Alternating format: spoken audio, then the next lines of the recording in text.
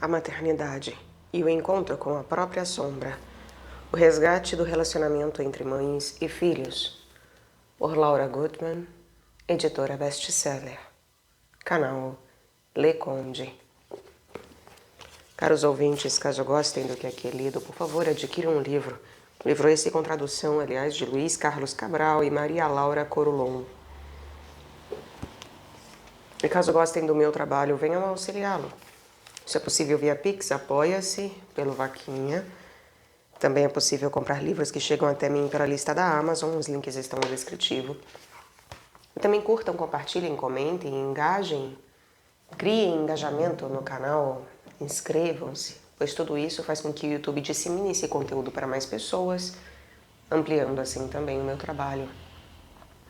Muito obrigada a todos pela presença. Uma boa escuta. Capítulo 3. Lactação.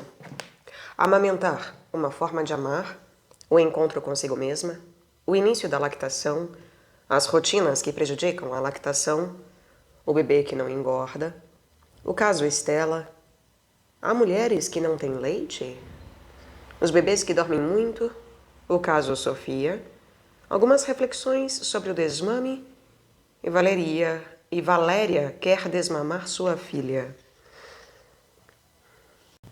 Amamentar, uma forma de amar. Todas as mães, absolutamente todas, podem amamentar seus filhos. Em vez de falar de técnicas, horários, posições e mamilos, vamos falar de amor. Amamentar nosso filho será simples se nos dermos conta de que é semelhante a fazer amor. No princípio, precisamos nos conhecer. E isso se consegue melhor estando sozinhos, sem pressa. Quando fazemos amor com o homem que amamos, não nos importamos com o tempo, nem se o coito dura mais ou menos de 15 minutos, se ficamos mais de um lado da cama ou no outro, se estamos por cima ou por baixo. Não nos importa se amamos várias vezes em uma hora ou se dormimos esgotados e abraçados um dia inteiro. Não há objetivos, salvo o de nos amarmos. Quando o bebê nasce, o reflexo de sucção é muito intenso. Como as palavras indicam, ele age sob o reflexo de procurar, encontrar e sugar o peito materno. Para isso, só é preciso que o bebê fique perto do peito, muito tempo. todo o tempo. Porque o estímulo é o corpo da mãe, o cheiro, o tom, o ritmo cardíaco, o calor, a voz, enfim, tudo o que ele conhece. Como nas relações amorosas, e trata-se disso, precisamos de tempo e privacidade. Como nas relações amorosas, e trata-se disso, precisamos de tempo e privacidade. As mulheres precisam entrar em comunicação com o homem para aceitar o ato sexual. Não há diferença no ato de amamentar. O bebê precisa estar em comunhão e amparado pelo corpo materno para sentir o contato e poder sugar. As mulheres precisam do mesmo para produzir leite e gerar amor. Simples assim. Se recordarmos que o leite materno não é apenas alimento, mas sobretudo amor, comunicação, apoio, presença, abrigo, calor, palavra, sentido, acharemos absurdo negar o peito, porque não precisa, já comeu ou é capricho. Então, é capricho quando precisamos de um abraço prolongado do homem que amamos? Só o distanciamento de nossa essência e uma infância pessoal atroz que temos que abordar e atualizar nos leva a pensamentos tão violentos em relação a nós mesmas e nossos bebês. O encontro consigo mesma. Quando as mulheres reafirmam sua relação com a natureza selvagem, adquirem conhecimento, visão, inspiração, intuição, e a própria vida vibra por dentro e por fora. Não digo selvagem no sentido moderno, pejorativo, que quer dizer desprovido de controle, mas no original, que significa viver uma existência natural em que a criatura se desenvolve com sua integridade inata e saudável. Esta qualidade selvagem faz parte da natureza instintiva e fundamental das mulheres. É o conhecimento dessa natureza que lhes permite perceber os sons dos ritmos internos e viver ao som deles para não perder o equilíbrio espiritual. Quando as mulheres se afastam da fonte básica, perdem os instintos e os ciclos vitais naturais ficam submetidos à cultura, ao intelecto e ao ego, seja o próprio ou o dos demais. O selvagem torna as mulheres todas saudáveis. Sem o lado selvagem, a psicologia feminina fica desprovida de sentido. As melhores oportunidades para que cada mulher se conecte com os aspectos mais naturais, animais e selvagens de seu ser essencial são o parto e a lactância. É claro que bem poucas o conseguem, porque homens e mulheres aterrorizados por esses aspectos animais fazem o possível para que eles não interfiram em sua maneira de ser. Gostaríamos de parir só com a cabeça, sem integrar nossas regiões baixas. Talvez seja por isso que todos ficam mais tranquilos com as cesarianas. O nascimento ocorre em um lugar mais elevado, mais limpo e decoroso. A lactação é a continuação e o desenvolvimento de nossos aspectos mais terrenos, selvagens, diretos, filogenéticos. Para dar de mamar, as mulheres deveriam passar quase todo o tempo nuas, sem largar sua cria, imersas em um tempo fora do tempo, sem intelecto nem elaboração de pensamentos, sem a necessidade de se defender de nada nem de ninguém, mas tão somente abstraídas em um espaço imaginário e invisível aos demais. Dar de mamar é isso. É deixar aflorar nossos recantos ancestralmente esquecidos ou negados, nossos instintos animais que surgem sem que imaginemos que estavam aninhados em nosso âmago. É deixar-se levar pela surpresa de nos vermos lambendo nossos bebês, de cheirar o frescor de seu sangue, de se lançar de um corpo a outro, de se converter em corpo e fluidos dançantes. Dar de mamar é se despojar das mentiras que nos contamos durante toda a vida sobre quem somos ou deveríamos ser. É estarmos soltas, poderosas, famintas, como lobas, leoas, tigresas, cangurus ou gatas. Muito semelhantes às mamíferas de outras espécies em seu total apego pelas crias, ignorando o resto da comunidade, mas atentas milimetricamente às necessidades do recém-nascido. extasiadas diante do milagre, tentando reconhecer que fomos nós mesmas que o tornamos possível e nos reencontrando com o que é sublime.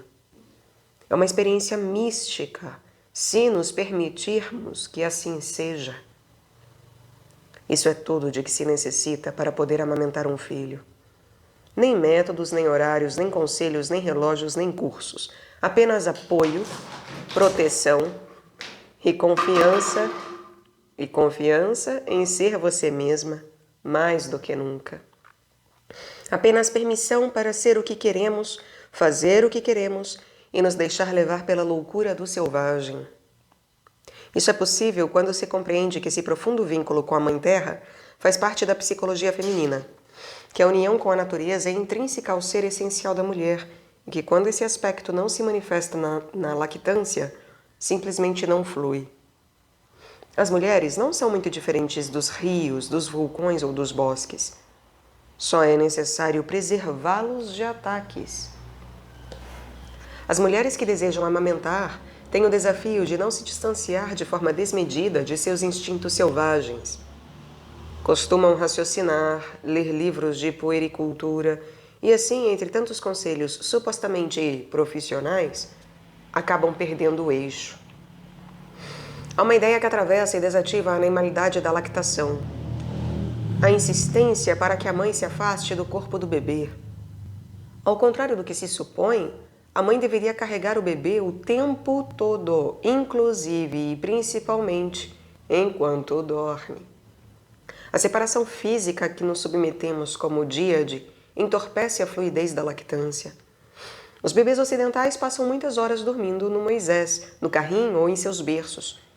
Esta conduta é simplesmente um atentado contra a lactância, porque amamentar é uma constante atividade corporal e energética. É como um rio que não pode parar de fluir. Se as pedras são muito numerosas, desviam o seu caudal. A maioria das mães que me consultam por dificuldades na lactação está preocupada em saber como fazer as coisas corretamente, em vez de procurar o silêncio interior, as raízes profundas, os vestígios de feminilidade e o apoio do homem, se o temos por perto, da família e da comunidade, que favoreçam um encontro com sua essência pessoal. Por isso, quando as mães se sentem reconfortadas ao receber algumas palavras simples de conforto e proteção, surge das entranhas a certeza de não querer deixar o bebê e de mantê-lo junto ao corpo. Em instantes, as tensões da mãe e da criança desaparecem e o leite passa a fluir. O bebê adormece. Nesse momento, vale a pena registrar que não é necessário afastar-se do corpo da criança, já que, ainda que esteja dormindo, ela continua bebendo da energia, da aura do corpo materno. Se ela é colocada longe do corpo materno, a alimentação é cortada. A preocupação com os horários é a maior adversária do leite materno que conheço. As famosas 3 horas, ainda recomendadas entre as mamadas, são fruto da ignorância e da falta de respeito pelos ritmos internos da espécie humana. São cansativas e acabam sendo confusas para as mães, que tentam não se equivocar durante a criação de seus filhos pequenos. O mundo ocidental está cheio de opinólogos diplomados que sufocam a essência feminina e seus esforços para se revelar por meio de um fato tão mágico e simples como é o do leite que jorra dos seios de uma mulher. Outra adversária do leite é a absurda ideia de que o bebê vai ficar mal acostumado. Qualquer outra espécie de mamífero morreria de rir e também morreria se aquilo que o recém-nascido reclama para sua subsistência lhe fosse negado. Os seres humanos são muito menos inteligentes do que acreditam quando pretendem negar as leis da natureza, complicando a existência. Amamentar nossos bebês é ecológico, no sentido mais amplo da palavra. É voltar a ser o que somos. É nossa salvação. É o ponto de partida e de encontro com seu eu. É nos despojarmos da cultura e nos saciarmos com a natureza. É levar nossas crianças a penetrarem um mundo de cores, ritmos, sangue e fogo e dançar com elas a dança da vida. Para conseguir isso, é indispensável procurar proteção, estando sempre centradas na sabedoria poderosa e natural do nosso coração. O início da lactação. Quando durante o parto forem utilizadas anestesias e outras drogas, pode acontecer de o bebê nascer um pouco deprimido. Nesses casos, quanto mais depressa voltar aos braços da mãe, de maneira mais eficaz será estimulado. O reflexo de sucção é bem forte nos bebês nas primeiras horas após o nascimento. Se o bebê é separado da mãe, isso só deveria acontecer por razões estritas de risco à saúde, mas lamentavelmente às vezes se faz por pura burocracia. À medida que as horas vão passando, o reflexo vai se apagando lentamente. Os bebês afastados da mãe por alguns dias recuperam a capacidade de sugar, mas é necessário que a mãe tenha muita paciência, vontade e desejo de amamentar. Ao serem colocados ao peito, esses bebês não sugam instintivamente, como ao nascer, mas se os embalamos, mantemos sobre o corpo e ficamos tentando, acabam se lembrando dessa habilidade e reaprendem tudo o que haviam esquecido. Aqui a palavra-chave é paciência, que é a ciência da paz. O bebê e a mãe necessitam de paz e tranquilidade e de apoio emocional. Se o bebê não consegue sugar, então temos ainda mais motivos para deixá-lo sobre o peito, em contato íntimo durante todo o tempo, como quando fazemos amor. Quanto mais frágeis, temerosos, tristes ou estressados, mais precisamos do corpo cálido do outro que nos espera, nos recebe e nos aceita, até que adquirimos segurança e então entramos em atividade. As dificuldades que as mães enfrentam ao amamentar seus filhos passam pela não compreensão de que se trata de um ato de amor e não de optar pela administração de proteínas e vitaminas. O amor não é mensurável. Portanto, é absurdo negar o peito a um bebê depois de certo intervalo razoável, exatamente porque não há motivo. Quando o bebê continua chorando, médicos e hipnólogos passam a achar que o leite não é suficiente e é necessário administrar-lhe um complemento de leite de vaca em vez de permitir que continue sugando o peito materno o tempo que ele quiser. É uma coisa absurda, violenta e contrária à natureza. As rotinas que prejudicam a lactação. A separação da mãe. O bebê não deve estar em nenhum outro lugar que não seja aos braços da mãe. Um bebê saudável pode receber os primeiros cuidados e exames médicos deitado no corpo da mãe. Sei perfeitamente que isso ocorre a bem poucos neonatólogos, mas é hora de começar a ocorrer. No entanto, na maioria das maternidades, as rotinas são muito diferentes daquilo com que sonhamos.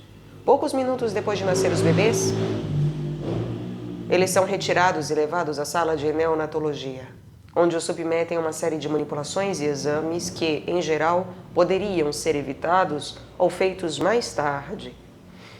Esquecemos que nascer é uma experiência extremamente traumática. O bebê passa do meio aquático ao meio aéreo. A temperatura muda radicalmente. E a única coisa que o bebê conhece e o apazigua é o contato com a pele da mãe, que conserva a temperatura ideal para ele, e o ritmo cardíaco, o cheiro e a voz, o tônus muscular e a energia que o envolveram ao longo de 9 meses. Corte prematuro do cordão umbilical. Creio ser a mais atroz das rotinas, totalmente desnecessária e a causa das rotinas seguintes, que se impõem logo depois. Em situações de respeito e calma, observaríamos que, ao nascer, o bebê segue recebendo oxigênio através do cordão umbilical, que continua batendo ainda alguns minutos, enquanto vão abrindo lentamente as vias respiratórias e o ar entra nos pulmões. Sem que haja motivos, além da crueldade instalada nos adultos como consequência dos desamparos vividos durante nossa própria infância, ao cortar imediatamente o cordão umbilical, deixamos o bebê sem a possibilidade de se acostumar aos poucos com a entrada do ar. É como se cortássemos, de repente, o tubo de oxigênio de um mergulhador que está no fundo do mar. O que aconteceria, hein? Ele se veria obrigado a subir a toda velocidade até a superfície, sair da água e logo abrir a boca para respirar, desesperado, grandes lufadas de ar. Pois bem, é o que o bebê faz quando lhe cortamos o cordão umbilical, enquanto este ainda está batendo. Ele se vê obrigado a respirar rapidamente o ar frio do ambiente. Os pulmões rebentam e doem. E por isso o bebê chora. Isso que festejamos é o grito lancinante de dor. Dessa forma, tal é o desespero que, nessa busca desesperada pelo ar, o bebê aspira as próprias secreções. Isso tem como consequência a seguinte rotina: aspiração. Os profissionais que dão assistência a partos naturais observam que os bebês vão largando naturalmente restos de líquido amniótico várias horas depois do nascimento, sem traumas nem incômodos, habitualmente tossindo ou espirrando. A rotina de invadir de maneira violenta com uma sonda as cavidades bucais e nasais para limpar as vias respiratórias e digestivas do bebê que acabaram de nascer, dos bebês que acabaram de nascer, é atroz e desnecessária. Infelizmente, é necessária em alguns casos, provocada pelos adultos. Pesar e medir. Pesar um bebê em uma balança que está envolta em um pano suave e morno não é traumático, mas estirar o corpo do bebê para medi-lo é. Importa tanto se mede 49 ou 51 centímetros? Por outro lado, é tão difícil estirar um bebê que essas medições raramente são exatas e violentam o bebê, que procura desesperadamente voltar à sua posição fetal. Ruído e presença de muitas pessoas. O bebê deve permanecer ininterruptamente sobre o peito da mãe para que possa colocar em prática o reflexo da sucção, presente em todos os bebês saudáveis e nascidos dentro do prazo, que lhe permite procurar, encontrar e sugar o peito materno. Em um ambiente relaxado, os bebês normalmente sugam entre o 10º e 30º minuto posterior ao nascimento. Para isso é necessário que a mulher não esteja deitada. Em caso de cesariana, depende de uma assistente amável, parteira ou enfermeira, que a ajude a sustentar o filho para colocá-lo no peito. Por outro lado, a sucção precoce do mamilo estimula o desprendimento da placenta, esse órgão escuro que sangra. Poucas mulheres têm a sorte de ver, cheirar, tocar e se despedir da placenta, que materializa a sombra da criança que deram à luz. Como sempre, preferimos evitar a sombra. Fazer de conta que não existe. No entanto, o nosso filho se alimentou dela.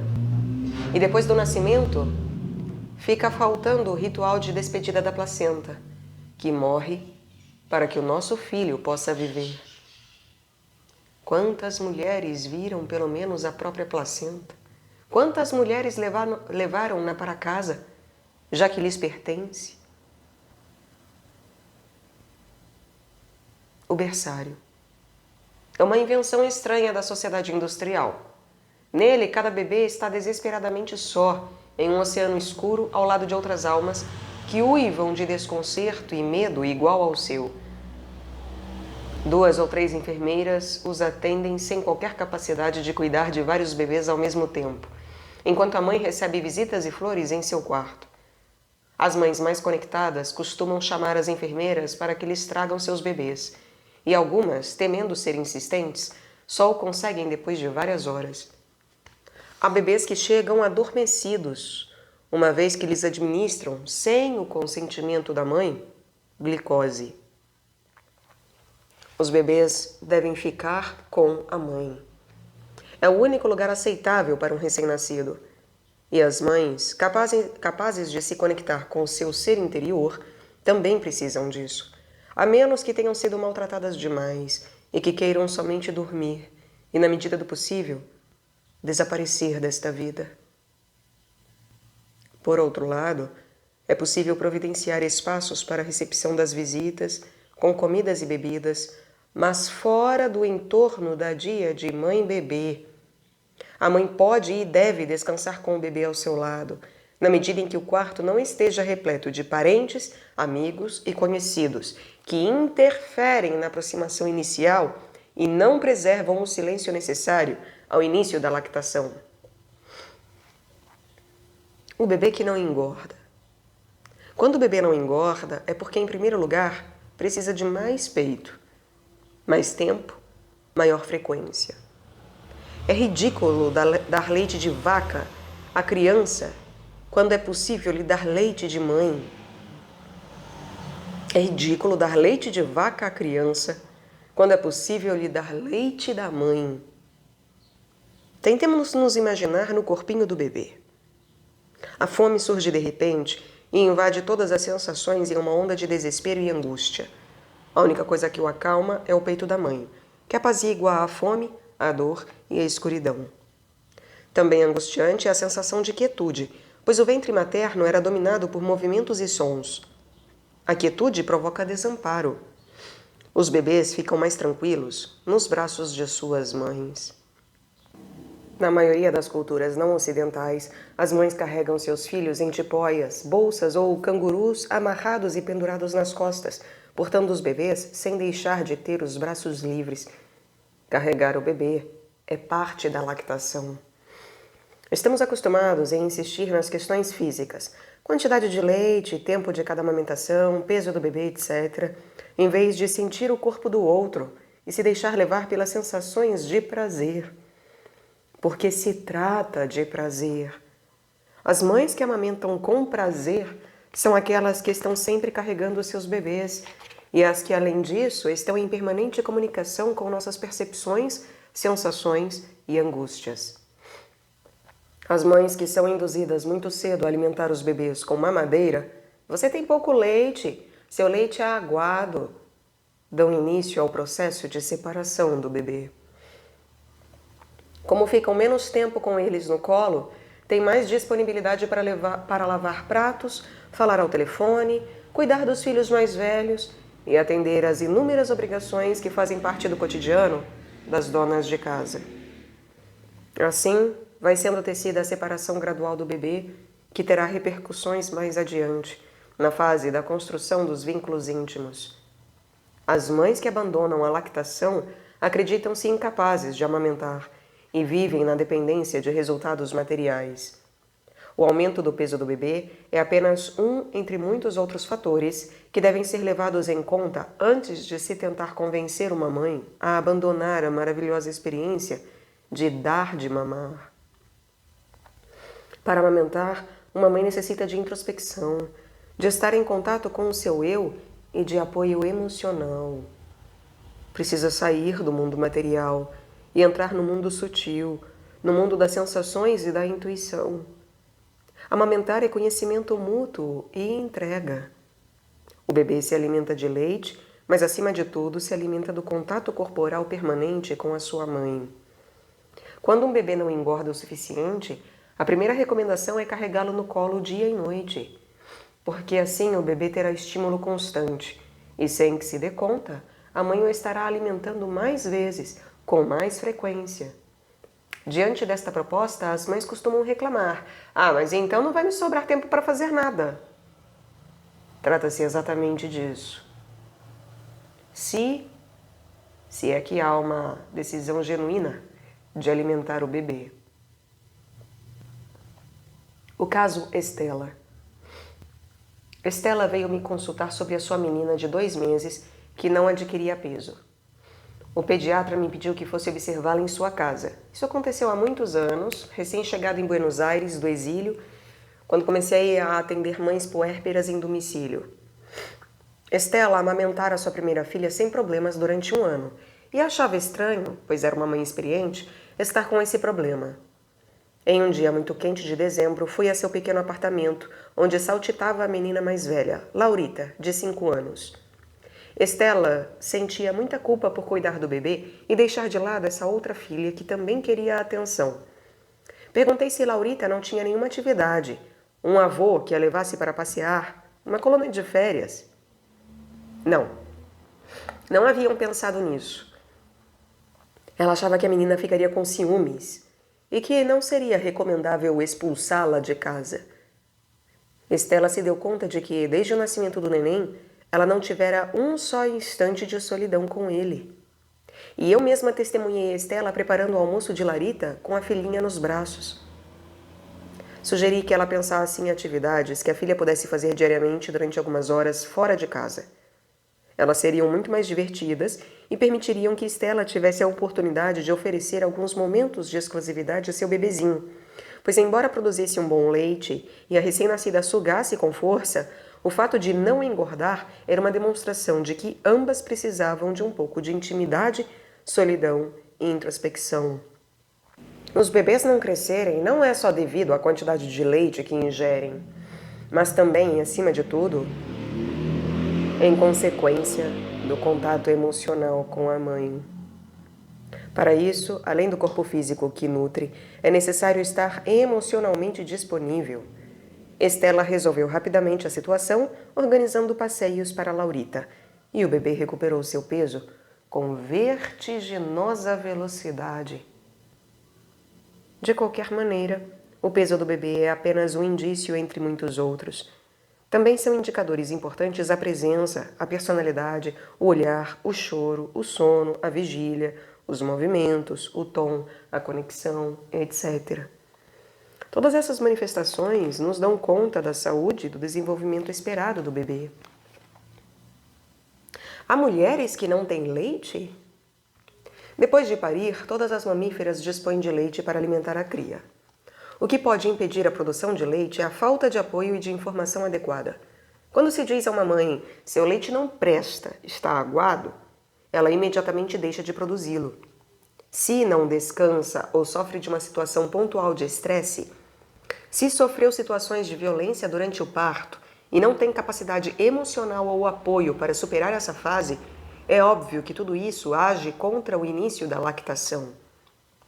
O corpo produz leite, mas somos regidos pela mente e pelo coração. Há mães que têm motivos muito primários para não amamentar, referentes a experiências da primeira infância. No entanto, eles sempre refletem problemas emocionais e não são gerados por impossibilidades físicas. Todas as mulheres têm motivos internos tanto para amamentar quanto para não fazê-lo. Aquelas que sofrem por não poder amamentar deveriam receber uma ajuda sincera da parte de outras mulheres experientes, capazes de fazer perguntas, investigarem seu âmago, aproximarem-se de seus sentimentos primários e encontrar o nó da dificuldade, das dificuldades, que não lhes permitem se conectar com elas mesmas e, portanto, com seus bebês. Eu sugiro, em todos os casos, que se adentre na experiência da construção da biografia humana. Os conselhos vindos de fora têm poucas possibilidades de cumprir sua função, porque estão tingidos de preconceitos, opiniões e práticas que podem ter sido válidos para a pessoa, que com a melhor das intenções os defende, mas que não atendem necessariamente ao material da sombra de cada mãe. Em todos os casos, há de se indagar cada vida em particular. Quando há uma situação exterior pontual, como o falecimento de uma pessoa querida, outra perda qualquer, um acidente ou uma má notícia que envolve de perto, é pertinente sugerir à mãe que conte a seu bebê o que a deixa tão pesarosa. Contar com palavras para o bebê, com frases completas, como falam com outros adultos, porque o bebê compreende. E ao saber com exatidão o que está acontecendo, se afasta da emoção da mãe e pode acompanhá-la sem precisar manifestar o sintoma, porque já está dito. Quando há uma situação exterior pontual, como o falecimento de alguém ou outra perda, um acidente, uma má notícia que envolva a mãe de perto, é pertinente sugerir à mãe que conte ao seu bebê o que é que a deixa tão pesarosa. Contar com palavras, frases completas. da mesma forma como se fala com outros adultos, porque o bebê compreende, e ao saber com exatidão o que está acontecendo, ele se afasta da emoção da mãe para poder acompanhá-la sem precisar manifestar o sintoma, porque já está dito.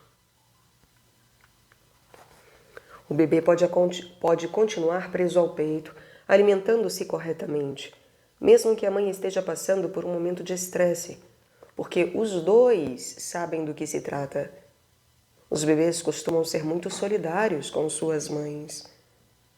Desenvolveremos esse tema mais extensamente no capítulo As Crianças e o Direito à Verdade.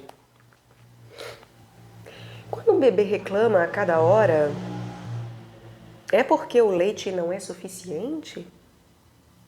O leite sempre é suficiente. Um bebê recém-nascido não quer ficar sozinho no Moisés, onde tudo é quietude. Ele precisa dormir sobre o peito da mãe. Normalmente é assim que ele dorme mais tempo, e a mãe pode descansar um pouco mais. Tentemos imaginar o corpo do bebê. Suas sensações são imensas e o envolvem por completo. Ele ficou durante 9 meses em contato permanente com o movimento, o som e o calor.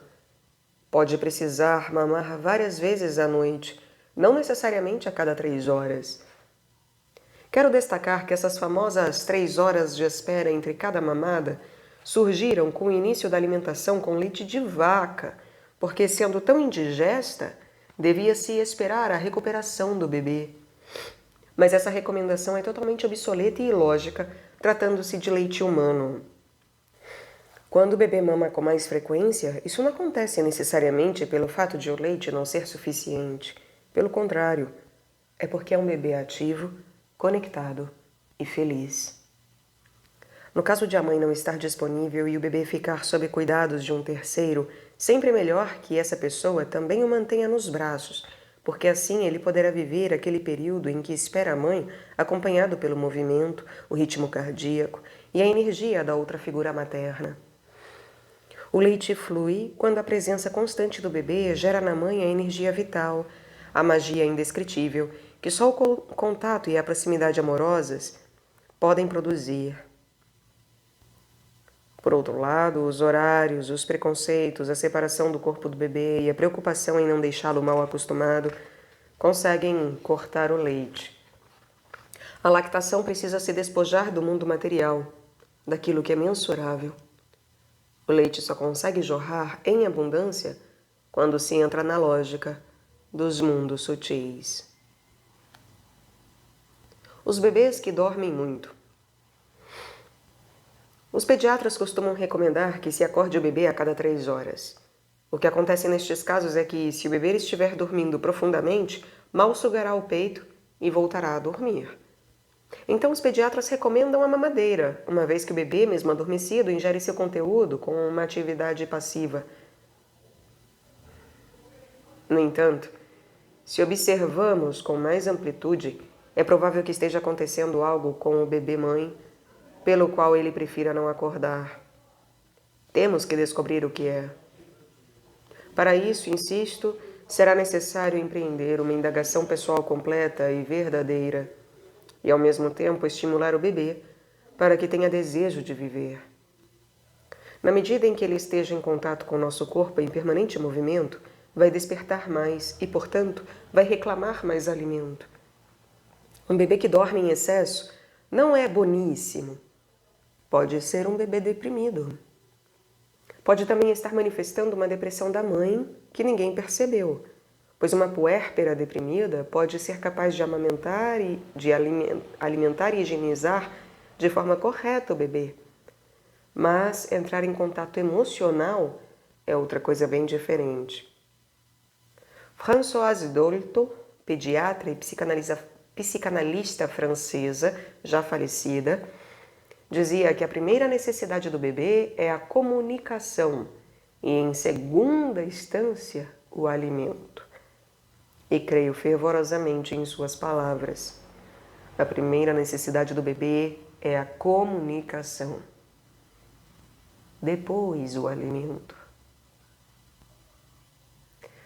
Frédéric Lavoyer, pediatra francês que divulgou a ideia do parto sem violência, o descreve poeticamente em seu livro Chantala. Abre aspas. Serem carregadas, embaladas, acariciadas, tocadas, massageadas, cada uma dessas coisas é alimento para as crianças pequenas, tão indispensáveis, se não mais, que vitaminas, sais minerais e proteínas. Quando são privadas de tudo isso e do cheiro e do calor e da voz que tão bem conhecem, as crianças, ainda que estejam fartas de leite, se deixam morrer de fome. Fecha aspas. Os bebês que dormem muito estão sozinhos. Precisam de mais contato emocional e corporal. Não serve para nada despertá-los para lhes introduzir alimentos, se poucos minutos depois serão abandonados de novo no Moisés. De qualquer maneira, é indispensável se aproximar do universo de cada dia antes de fazer propostas ou de dar conselhos. Além da falta de informação adequada, cada mãe conta com a sua própria história emocional, sua vida sexual, lembremos que lactação é manifestação da sexualidade, e certa consciência de suas dificuldades. Uma mulher que não tem boa relação com o próprio corpo, com a sexualidade e com a energia vital em seu conjunto, que padeceu uma infância sufocada em repressão e autoritarismo, raramente poderá amamentar em liberdade. Uma mulher que não tem uma boa relação com o próprio corpo, com a sexualidade e a energia vital em seu conjunto, que padeceu uma infância sufocada em repressão e autoritarismo, raramente poderá amamentar em liberdade. Neste sentido, amamentar não é um objetivo, mas apenas uma boa maneira de se relacionar com o bebê. Há mães que rejeitam a simples ideia do contato do mamilo com a boca do bebê. Há quem não tenha consciência da sensação de repúdio que lhes produz a ideia de amamentar. E quando não há uma consciência de uma determinada vivência interna, esta opera de qualquer maneira. Ou é operada pelo bebê. Por exemplo, quando o bebê rejeita o peito. Aí é mais suportável dizer, meu bebê não se conecta, do que uma parte de mim que não compreendo, mas que está presente, não quer ou não pode dar o peito ao bebê. A única coisa que podemos esperar é que cada mãe entre em harmonia com seu bebê. E a melhor maneira de conseguir isso é sendo sincera. Rejeitar o bebê é uma atitude muito mal vista.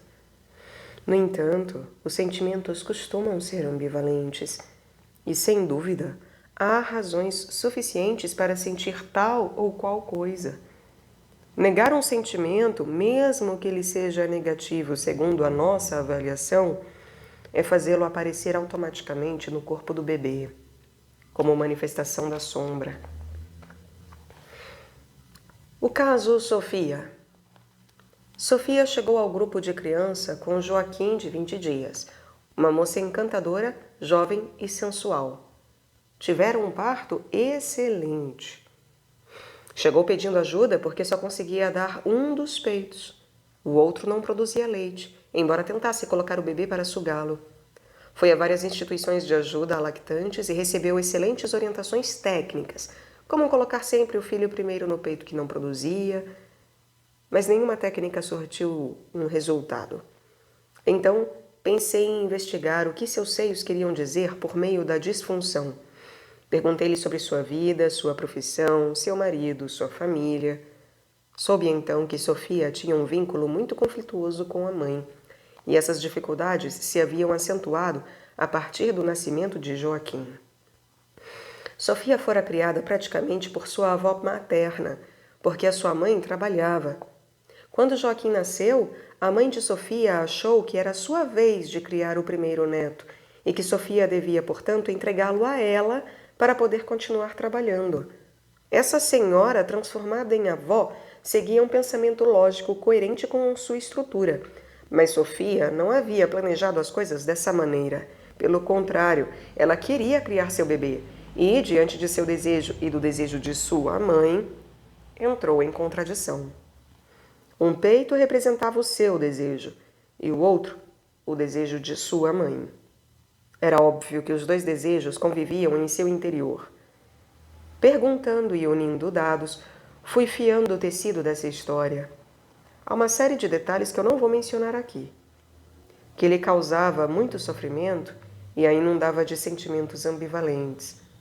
Dei-lhe todo o apoio no que se referia à conexão com o próprio desejo, enquanto vislumbrava o trabalho interior que a esperava em sua relação com a própria mãe.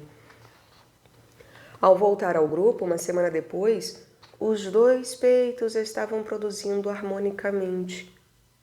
O interessante é que a ideia que Sofia e sua mãe tinham sobre a criação e o vínculo com os filhos era um desacordo histórico entre elas, que se manifestou nos seios de Sofia depois do nascimento de seu primeiro filho.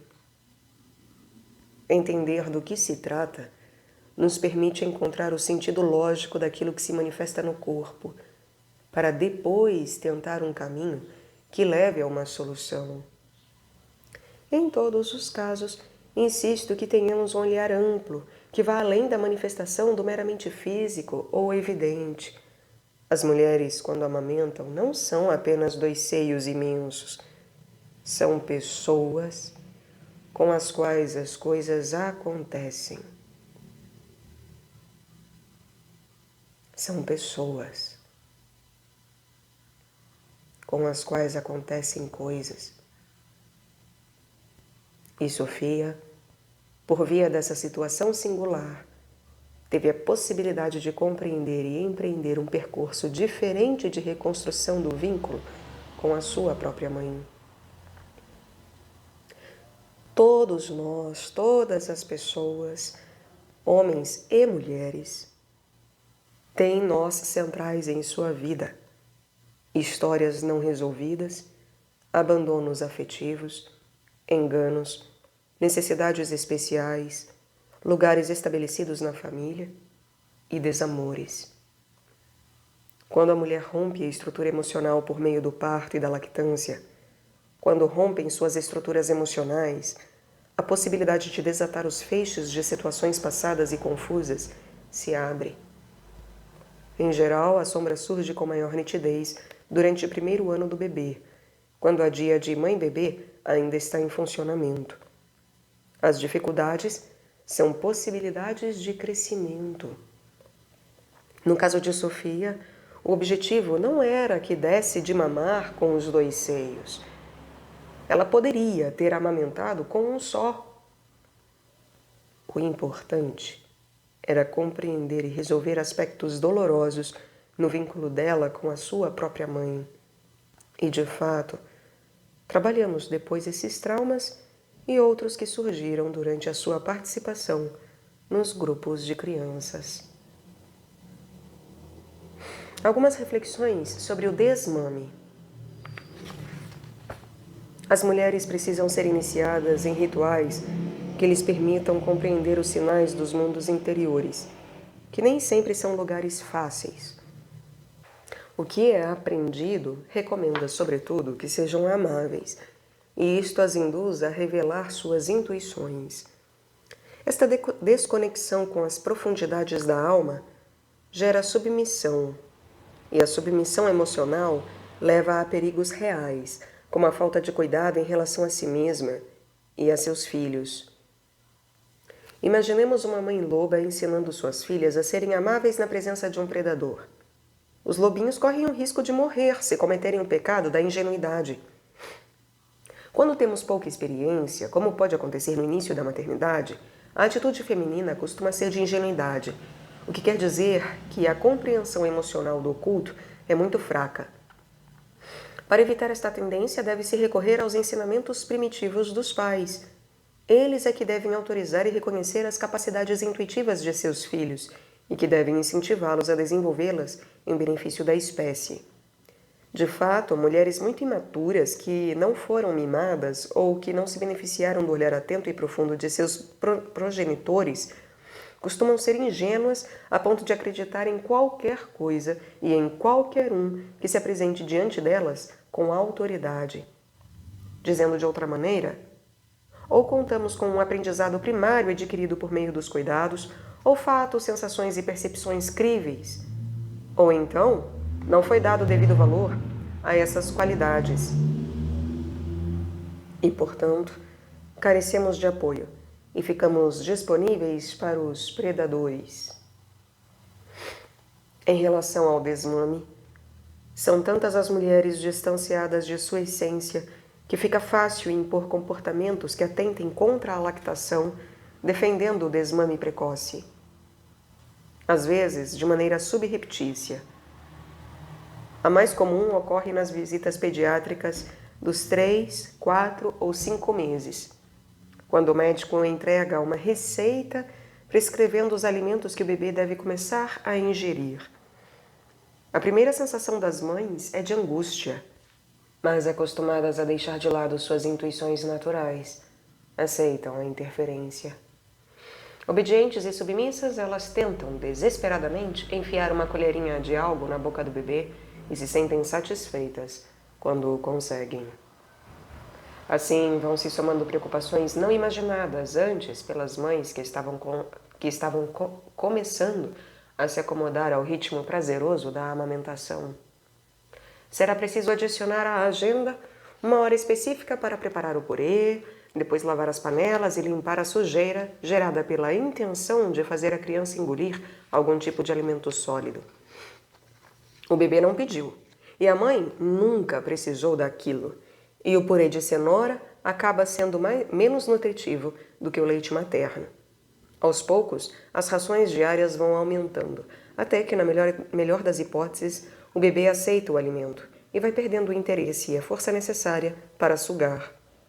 Um mês mais tarde, em algumas ocasiões, a mãe para de produzir leite e a criança é desmamada muito precocemente, sem necessidade, pois a mãe tinha disponibilidade de lhe dar de mamar e tempo suficiente para se ocupar dela.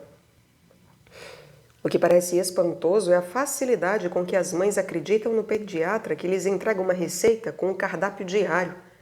Completamente dissociadas de sua intuição e de sua relação íntima com os códigos específicos que conseguiram estabelecer com a criança, caem em um abismo escuro, julgando-se incapazes de decidir e negando o vínculo poderoso que as une a seus filhos por causa de um papel assinado, carimbado e abençoado pelo manto do suposto saber. As mulheres se escondem atrás da ingenuidade para não saber o que sabem. Negam-se a abrir a porta de sua consciência, embora sejam as únicas donas da chave. Ou seja, são as únicas que estão em condições de investigar suas competências e reconhecer os saberes ancestrais, mas se esforçam para esquecê-los. Sabemos muito bem que a amamentação humana é naturalmente mais prolongada do que estamos acostumadas a pensar no mundo ocidental. De qualquer maneira, os tempos são muito pessoais ou bipessoais, pois se trata de uma dia de mãe-filho que funciona em conjunto.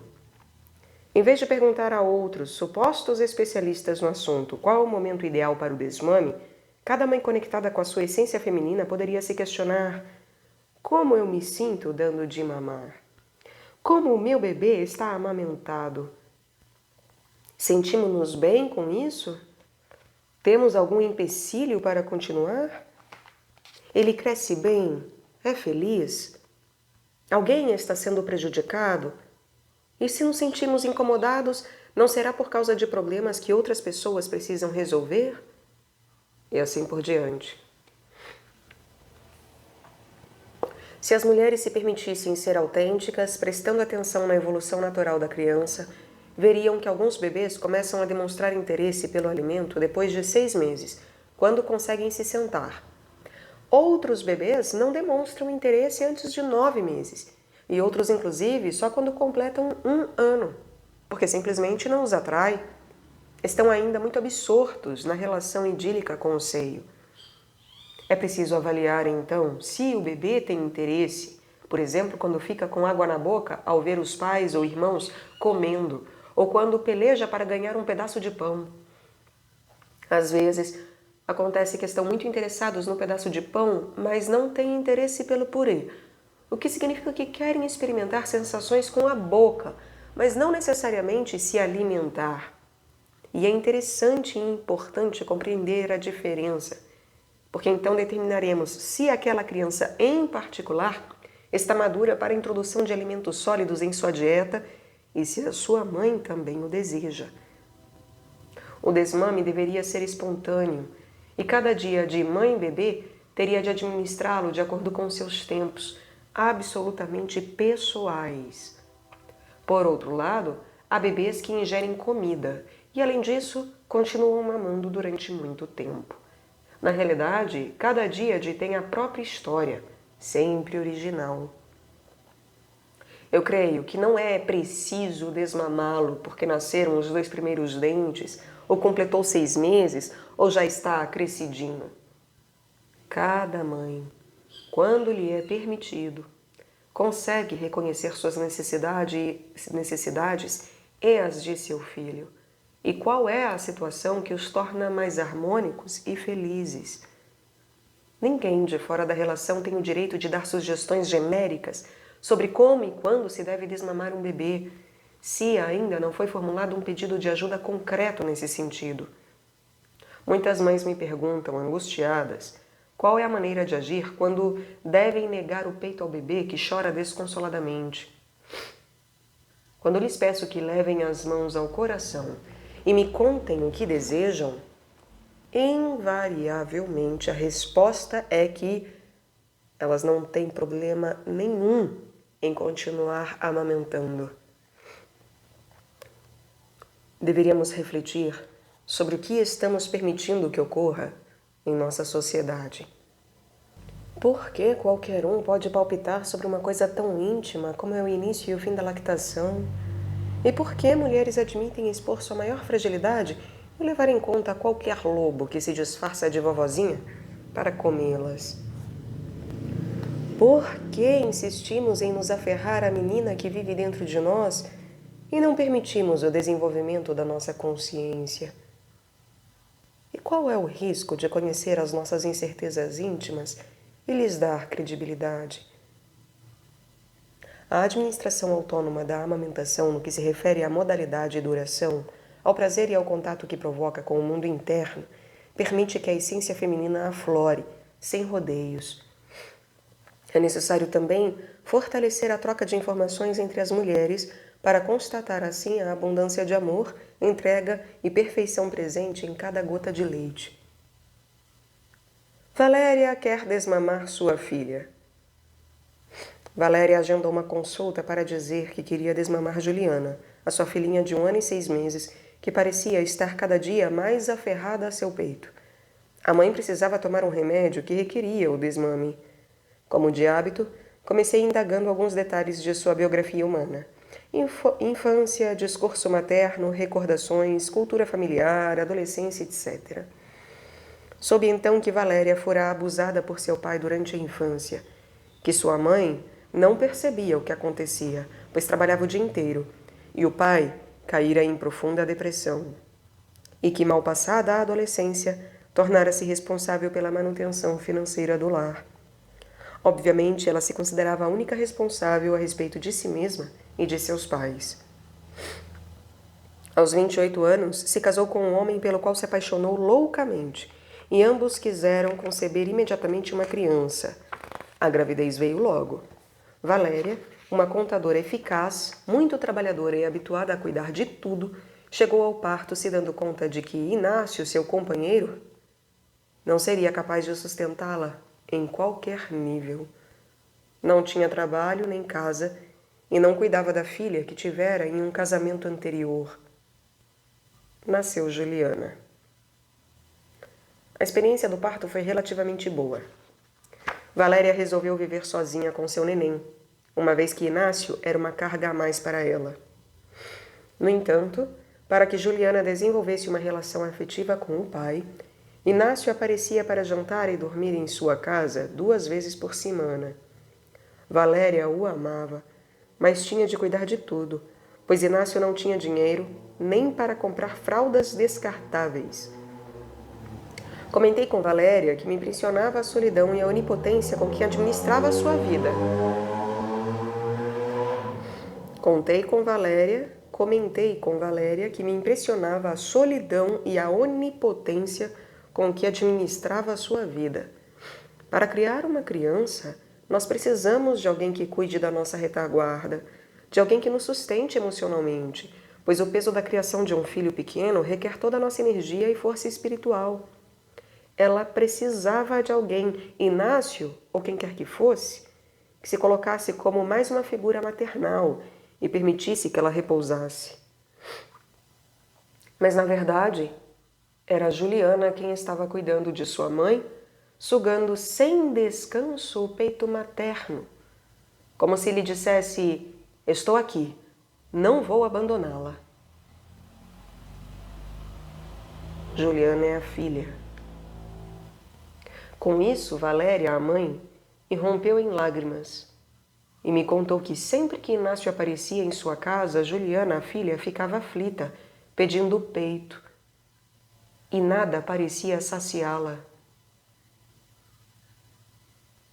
Pensei que essa era a dimensão de seu desamparo e que Juliana, mãe, absorvia com exasperação fusionada a orfandade da própria mãe. Mas eu amo Inácio, respondia Valéria. Magnífico que seja seu namorado, seu amante ou seu marido, mas isso não significa que você tenha de sustentar, além do mais, a hipotética relação dele com a filha. Que facilite a sua vida, que a acompanhe ou ajude. Se só aparecer para comer da comida ou brincar com a filha dos dois na casa que você mantém sozinha, esse desespero da Juliana, sua filha, se perpetuará para não abandoná-la, pois sente que você está terrivelmente sozinha e desamparada. Não há meio de forçar um desmame. É o recurso que lhe resta para sentir que está cuidando de você, mãe. E você precisa de alguém que cuide de você, Valéria. Repeti várias vezes, enquanto Valéria chorava, dizendo que gostaria que sua mãe a protegesse. Na verdade, era isso o que não tinha acontecido no passado, quando Valéria era criança e foi entregue ao abuso do pai por parte de uma mãe que olhava para o outro lado. Sugeri que ela conversasse com a sua mãe real sobre suas dificuldades e impossibilidades, agora que ela mesma virara uma mãe e não podia continuar desempenhando o papel de Mulher Maravilha. Para imaginar novas conversas com a mãe, era imprescindível retomar a verdadeira história familiar. Perguntei a Valéria se a realidade dos abusos sexuais do pai fora revelada. Valéria me olhou com os olhos fora de órbita. Achava impensável. Claro. Como seria possível pedir ajuda concreta à mãe se durante sua infância Valéria nem sequer quis incomodá-la e se dedicou a protegê-la para que não se inteirasse da brutal realidade que era o comportamento abusivo do pai? Ela sempre cuidou da mãe, resguardou-a e a protegeu da violência, expondo-se ela mesma com seu corpo de menina. Era hora de pedir ajuda, de cuidar de si mesma. Por ora, apenas Juliana, com sua filha, com seu 1 ano e 6 meses, sugando em desespero, mostrava à sua mãe a dimensão de sua angústia, que brotava da sombra com inusitada franqueza. Havia muito a resolver antes de desmamar brutalmente a menina. Frequentemente as coisas não são aquilo que parecem. Juliana, como a maioria dos bebês, se desmamou por vontade própria, quando constatou que a mãe contava com a ajuda amorosa de alguém disposto a amá-la.